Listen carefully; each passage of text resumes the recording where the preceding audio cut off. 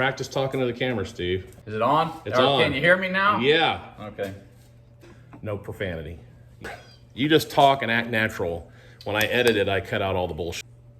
It just has memory recall. I know. Well, I don't So know the how last to, I don't know how to unmemorize it. You're gonna be on YouTube, man. You'll love it. Come on. There we go. Come on, baby. Ah. Right, so today I'm at my really good friend Steve Parker's house. Steve Parker is a lifelong hot rod guy, car builder, fabricator, engine guy, one of the best welders I've ever seen. Racer, yep. Yeah. Not forget Racer, Raced Steve. for 25 years. 25 years racer here in Bradenton. Yeah. He's probably well known around here, actually. Are you well known? Could be good or bad. Well, he's got this 89 Corvette he picked up, what, 6 months ago? July. 9 months ago. And it was kind of a half finished or 40% finished project. And he's finishing it. And he's in the home stretch with the HVAC system on this car. Since I've done HVAC since I was, 12 years old, to some extent or the other. And I've done none and don't want to do any more. If I need welding done, I call him. If he needs HVAC, he typically calls me. Now, he actually did a really good job of doing things on his own with this Corvette. We'll walk you through and show you what he's done, because I'm pretty impressed with one thing in particular. However, being a welder, fabricator, racer, the mindset in that is on-off. Like a battery is either live or dead. When you get into HVAC, you've got one aspect of it that throws everybody off. And that is the gas circuit or the refrigerant circuit. So nothing will bring you to the brink of profanity like dealing with gas. Just ask my wife, Steve. Yeah. Right? You know what I'm saying? Yeah, I know. I understand. So that's where we've got the problem here. Now we've got a couple of aftermarket situations here with this Corvette, like a Sandine compressor. Sandine or Sandine? I can't remember. Sandin, I think. Sandin. Yeah, Some people say it's Sandin. Yeah.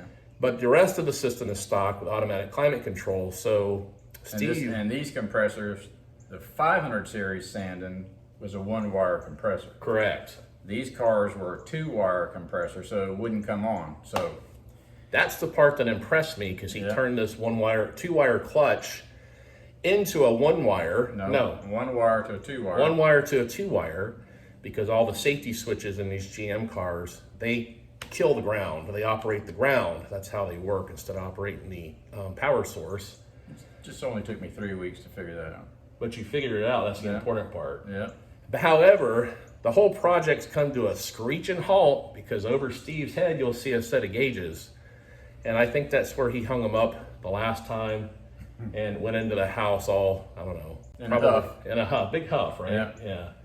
And he called me, so I brought my $400 HVAC residential gauges over here and get it dialed in the way that I would do it. And I'm gonna dispel a couple of myths about automotive air conditioning, especially here in Florida, where it's hotter than a Taylor Swift concert Yeah. all year now. We don't get any spring. Now, Steve likes the hot weather. Yeah. I hate it. I'd much rather be in Alaska, to be honest with you. Of course, I was born 5 miles from here, so. Yeah, he's just got real thin blood. I've been here since I was 6, but I've got a real thick gut. That's my problem. So let's walk you around here, and I'll show you some of the things we're gonna be dealing with here. So as I'm talking here, I'm kind of explaining my feelings about AC to Steve. The first thing that's important to know is you've got basically 3 circuits in air conditioning. You've got the electrical, you've got the refrigerant circuit, and you've got the airflow circuit. The airflow circuit is everything inside the car, with all the air vents and the blend doors and the mixing and all that stuff, and your blower motor. All that stuff has to be good. The evaporator should be clean. The blend motors and mixing doors should all work properly. If none of that works properly, you're gonna have a problem with the refrigerant circuit at some point, usually when you're charging it up. Now, Steve has said that this works properly. Yep. Okay. The electrical circuit is going to be your safety switches, your compressor energized switch, and all that. If you have a problem with the parameters of those switches, you're going to have problems with the refrigerant also. And then finally, The refrigerant circuit is the part that usually people get lost on.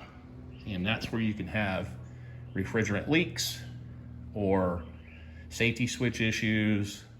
The biggest thing about refrigerant circuits is that when these air conditioning systems are set up in these cars from new, they're taking into accountability brand new components, stock components, everything's brand new out of the factory. So they give you a weight of refrigerant to put in the car.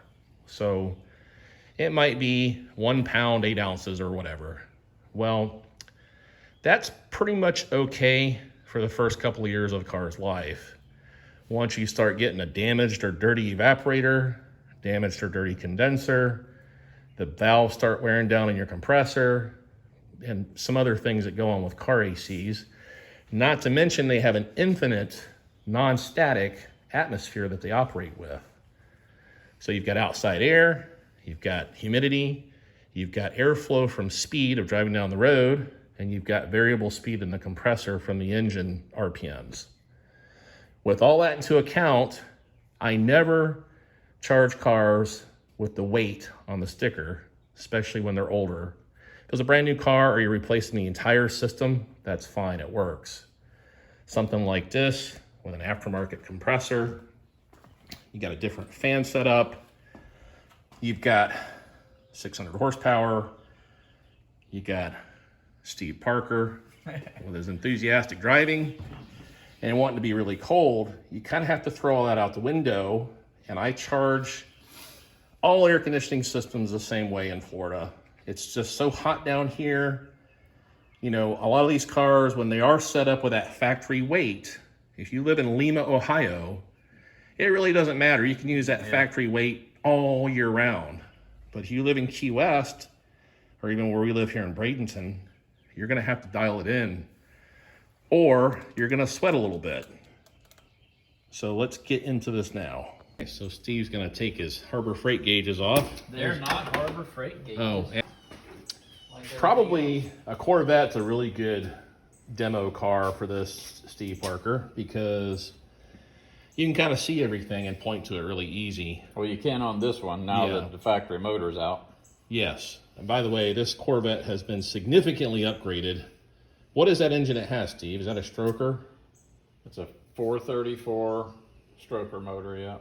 That's a 434 stroker. Yeah. Yeah. 4-inch stroke, 155 bore. Cool. 649 horsepower at 6,100 RPM. That's a 6,100 RPM. Wow. Yeah. That'll get you to Starbucks in a hurry. Yep, if you can afford the fuel. Yeah. This is actually a really nice car, and we'll look into it a little bit further at some point. But there's lots of custom goodies on here, and my friend Steve is very particular with how he works, and he does really, really good work. And so there's been air conditioning or radiator upgrades, air conditioning upgrades along with all the engine upgrades. It's really done well and done right. And but he's got to get this air conditioning dialed in because it's going to get really hot here before you know it. So basically what we have here is a stock Corvette air conditioning system. Now, Except for the compressor, that's the only difference. Except for that compressor, correct. This car originally probably had I call them pancake compressors. They're thin and round. They're probably about 8 inches in diameter, something like that.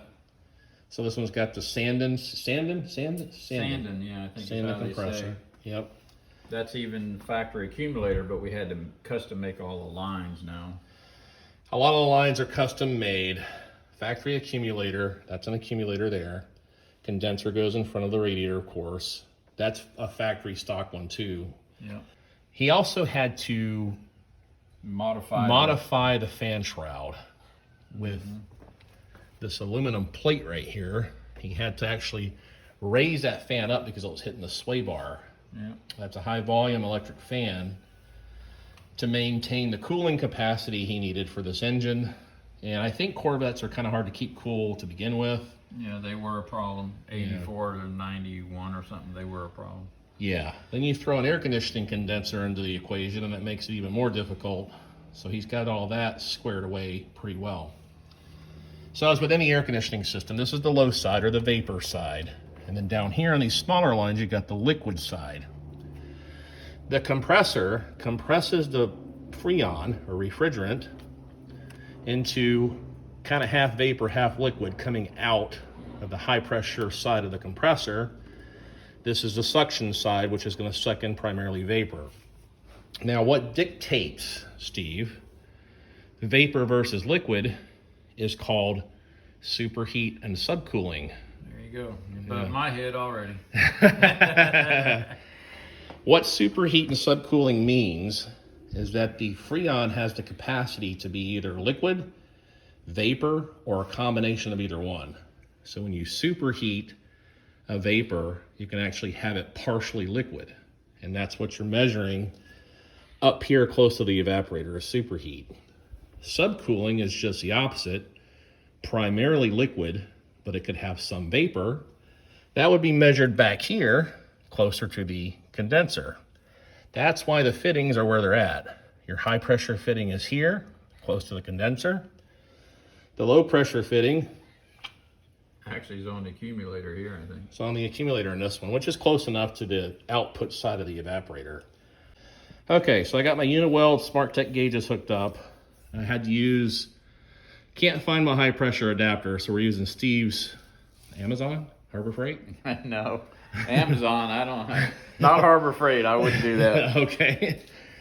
We got his high pressure gauge hooked up, but I've got thermocoupler or thermo sensor clamp duber on the high side so I can verify it with a chart. And I got my low side one hooked up here near the evaporator. And then in the app for these gauges, you can actually plug in elevation, freon type, calculate the target superheat, all that stuff. And that's what we're gonna try to do and see if we can't dial this in better. But either way, I'll have a digital pressure readout on the low side at least, and I can verify Steve's high side one. So I got the low side hose purged out. I'm gonna hook up his tank, purge out my yellow hose, and then we're gonna fire this car up and see if we can't get it blowing cold. I also have a very high quality thermo laser gun to verify the differentials inside the cabin of the car, which is the difference between the return air and the vent supply air. Now the accumulator is gonna throw a little bit of a problem with superheat, because superheat, you can actually flood the evaporator, but when you have an accumulator in line, it will scavenge off the flooded gas. But this might be far enough away where it won't be that big of a problem. We'll find out. Now, Steve's primary concern when he called me, he's got this vacuum down. There's no leaks. He's got pressure in it now with his Freon.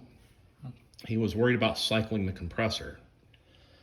Now, that's not really much of a concern because you've got safety switches in line.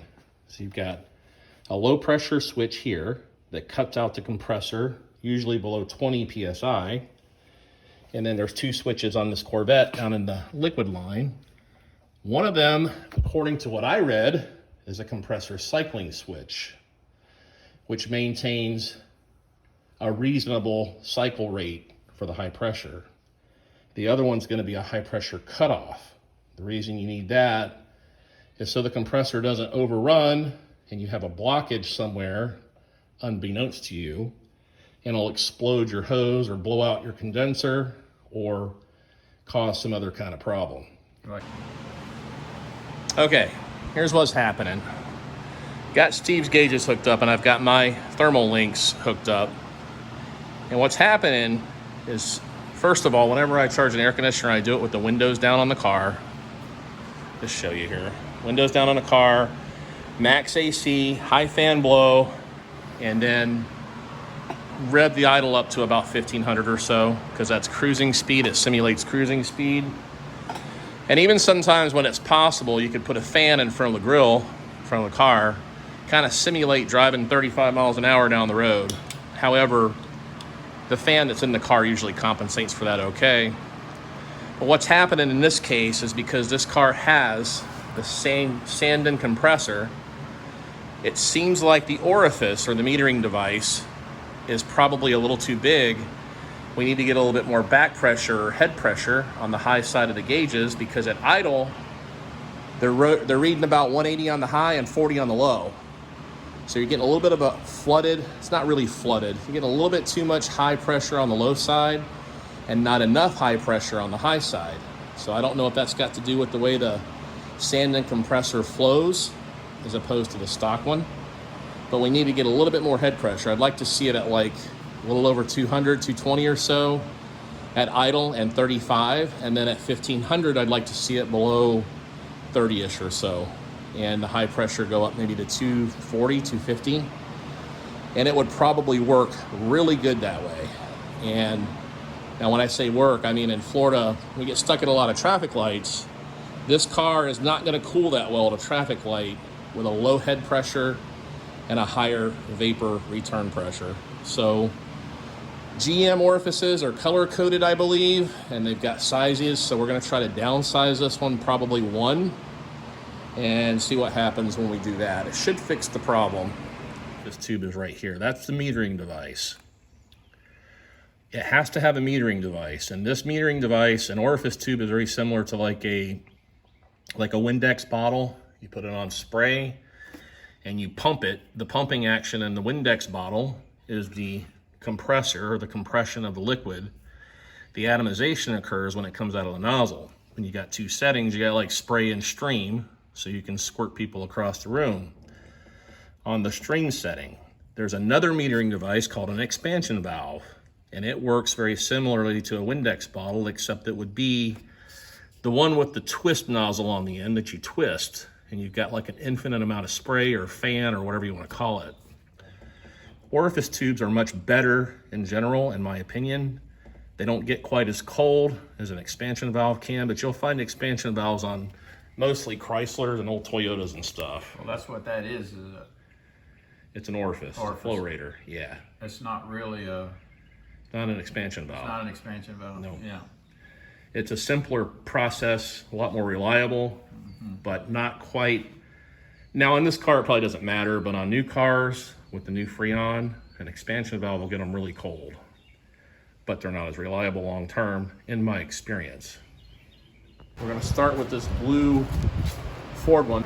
That should give us more head pressure and better suction pressure as well. I'm gonna let Steve take care of that. Suck it. Suck it. Great way to start out a segment, Steve. Suck it. Let me see your orifice, Steve. That's the clean one. All right, this is Not really. a white one, and what there is in these things is a brass tube. And see the brass tube in there? That gives you the size and the metering of that Freon. Which You that see one that was yellow what, 72? This one's 0.072, and we bought 2 actually in case we had to do a experiment. This one here is a 0.062, and the blue one that we installed, which goes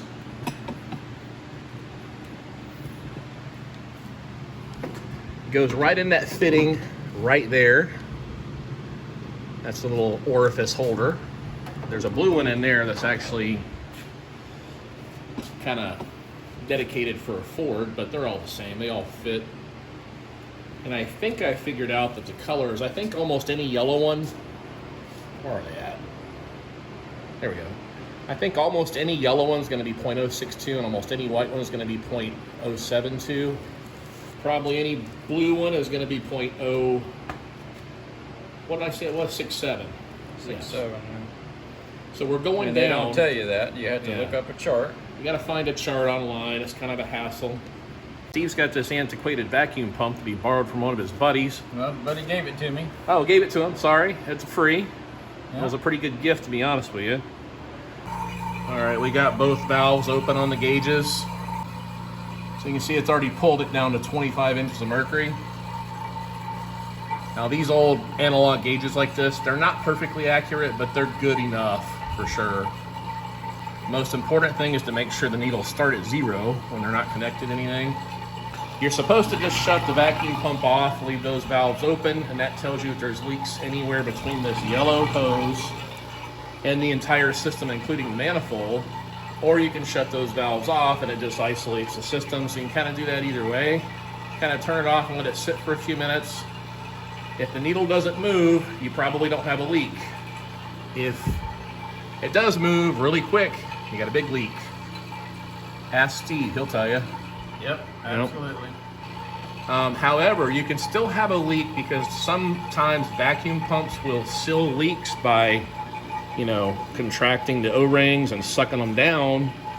And when you put pressure on them, they'll leak under pressure, but that's kind of rare too. It's definitely something to look out for.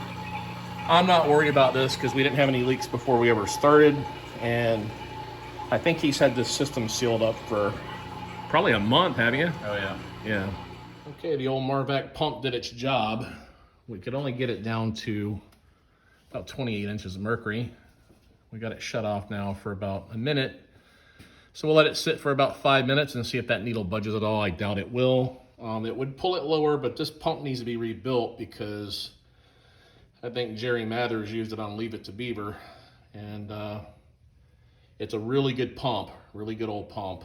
But, you know, the veins and the seals and all that start to get a little bit weak on them after a period of time. And he said it leaks vacuum oil out of the case. But it's good enough for what we're doing here. It's good enough for the girls that would date us, right, Steve? Exactly right. All right, we're still holding steady where we were. I purged the yellow hose going to the refrigerant tank. And what I'm gonna do to charge this up is I'm just gonna let some in as a vapor. When the cylinder's upright, it's a vapor.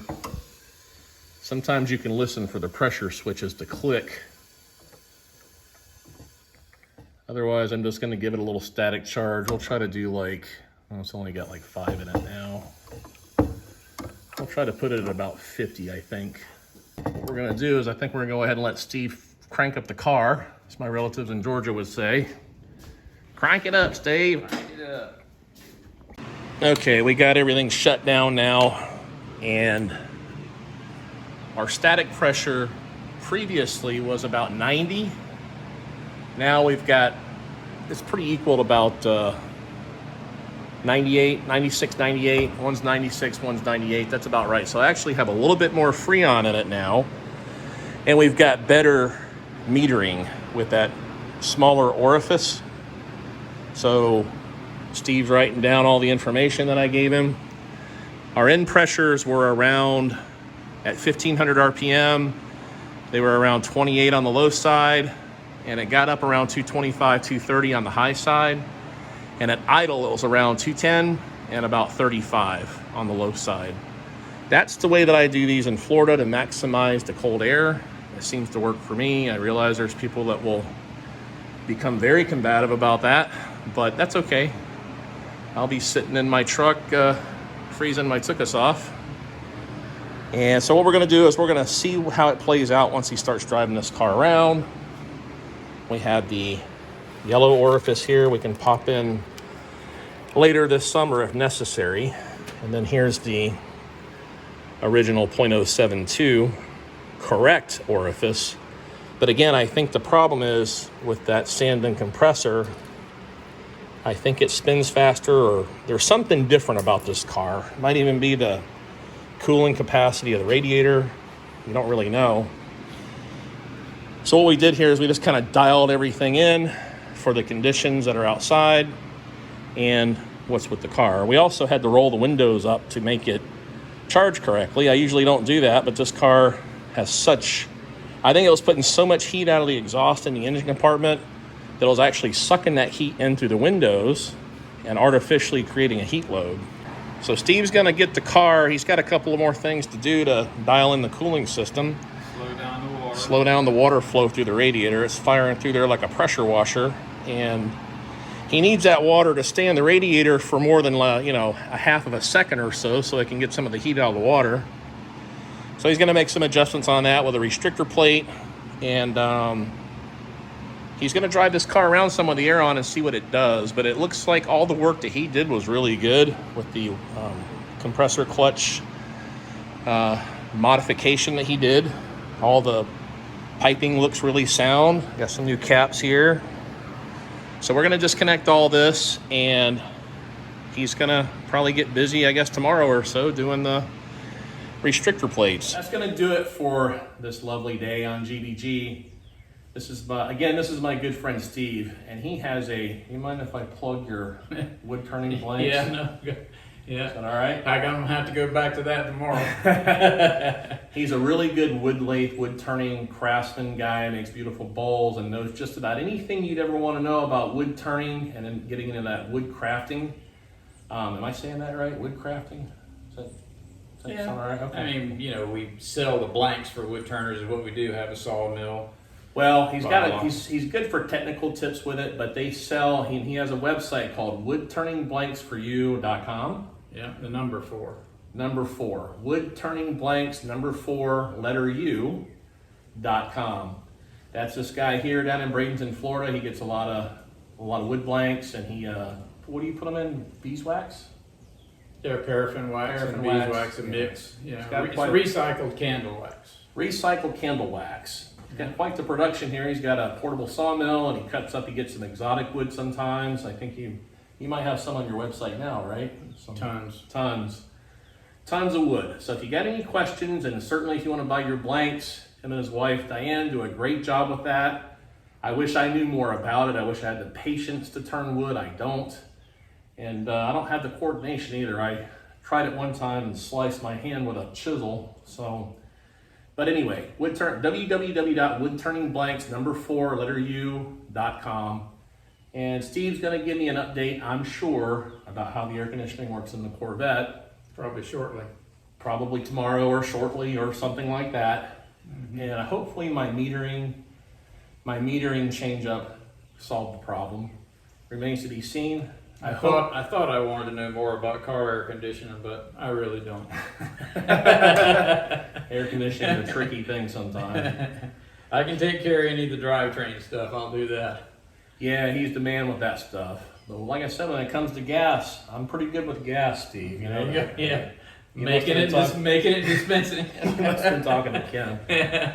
So until next time. Oh, by the way, if you like this video, hit and give me a thumbs up and subscribe to the channel. I've got some really cool stuff coming. You might even see Steve from time to time doing things, or we'll do things on the Corvette. We got plenty of other cars. There's 3 more in here. We can find something to do. Exactly. And I don't know, I got 15 junkers at my house probably. So until next time, thanks for watching, and I'll catch you guys on the flip side. Thanks, guys. There you go. Good job, Steve. See you next time. All right. Tune in again. Thanks for watching. Yep.